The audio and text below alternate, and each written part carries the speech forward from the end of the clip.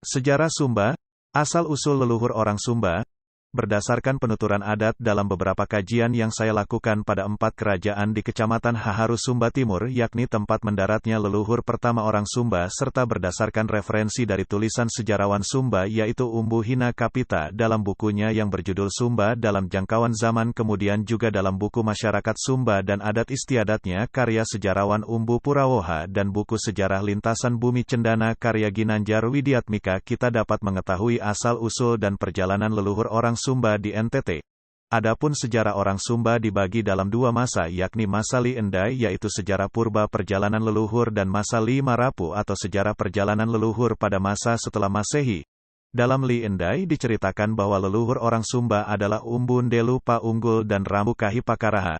Mereka adalah manusia pertama yang diciptakan oleh Ina Pakawurungu dan Ama Pakawurungu, lalu ditempatkan di sebuah taman yang bernama Prai Hawala dengan julukan Loku Leolangga Tanah Oiha, yaitu tanah yang sangat subur dan asri. Di mana dalam taman itu mengalir 4 batang sungai, yakni 2 sungai berwarna bening atau Amauhu Bara dan 2 batang sungai berwarna emas atau Amauhu Rara, sehingga taman ini juga dijuluki Matawai Amauhu pada Enjara Hamu. Dari kisah kini kita sudah membayangkan bahwa tempat yang dimaksud adalah Taman Eden berdasarkan kitab-kitab agama Abrahamik yaitu Yahudi, Kristen, Katolik, dan Islam. Adapun Taman Eden berdasarkan hasil penelitian yang diperoleh dari penelusuran di beberapa website berada di daerah Mesopotamia yakni Babilonia, daerah Persia dahulu dan kini dalam zaman modern adalah negara Irak, dan di wilayah itu juga mengalir sungai Efrat dan Tigris yang bisa dilihat dari pencitraan Google Earth seperti juga diceritakan dalam kitab agama-agama Abrahamik. Kemudian para leluhur ini melakukan perjalanan atau hijrah dari Prai Hawala dengan ungkapan adat Pitu Ndani Awangu Walundawa Tanah, yang artinya melewati 8 tempat persinggahan, yakni dari Tanah Hupu Ina Tanah Hupu Ama menuju ke Kandau Endai, Kabundu Tanah Mulungu. Di tempat ini Umbu Ndelu Paunggulu dan Rambu Kahi Pakaraha melahirkan 8 orang anak laki-laki dan 8 orang anak perempuan yang merupakan pasangan suami istri. Mereka pun berkembang biak dan bertambah banyak di tempat ini. Di sana ke-8 pasang leluhur tadi bersama dengan para 8 pasang ata atau hambanya melanjutkan ke tempat ketiga yaitu Tanah Tanjuruku, Watu Pahingganggu. Tetapi di tempat ini sering terjadi longsor sehingga para leluhur melanjutkan perjalanan ke Liang Kanjindingu, Liang Kapatangu, dan dari tempat ini para leluhur berjalan lagi ke tempat kelima yang bernama Liangu Lira, Ngamba Watu. Di tempat ini terjadi pertikai antara 2 orang leluhur yang digambarkan sebagai 2 buah bulan memperebutkan Rambumbana,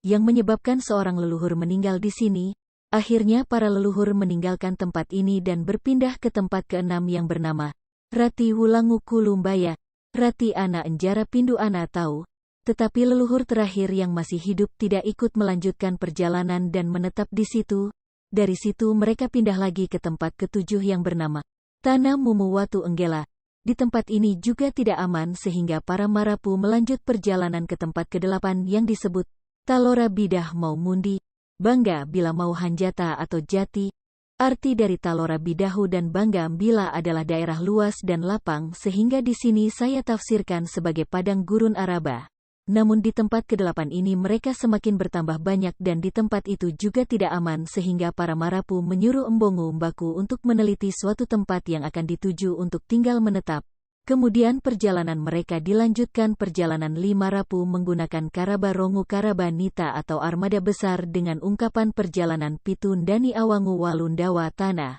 Karena titik perjalanannya dari Arab dan melewati Mau Mundi atau India dan Mau Jati atau Thailand, maka diprediksi bahwa jalur yang mereka lalui adalah jalur perdagangan kuno yaitu jalur sutera, yakni dari daerah Muza di wilayah Arab melewati Kane di Yaman, melewati Syur di Oman, melewati Barbarion di Gujarat, melewati Bari Gaza di Mumbai, melewati Muzaria di Kerala India atau Malah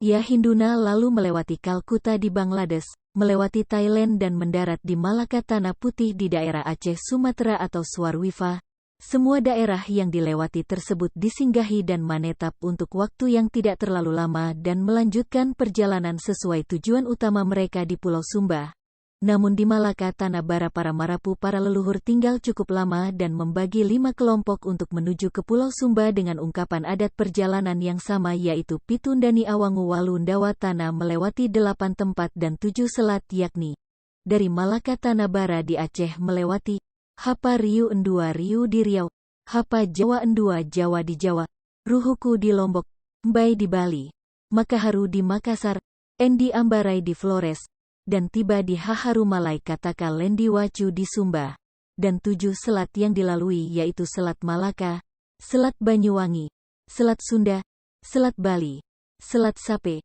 Selat Alas dan Selat Sumba. Leluhur yang tiba di Pulau Sumba terdiri dari 5 kelompok di mana di setiap rombongan terdapat 4 klan atau kabihu. Kelompok pertama, mendarat di muara Sungai Kadahang saat ini kemudian menetap beberapa lama di Laimbaya dan melanjut ke Kambata Emboru Mbaku dan mendirikan kampung di sana kemudian tinggal sementara di Praingilu lalu berpindah ke Ratubara Lulu Katabu dan mendirikan kerajaan atau Praying Wunga yang masih ada hingga saat ini.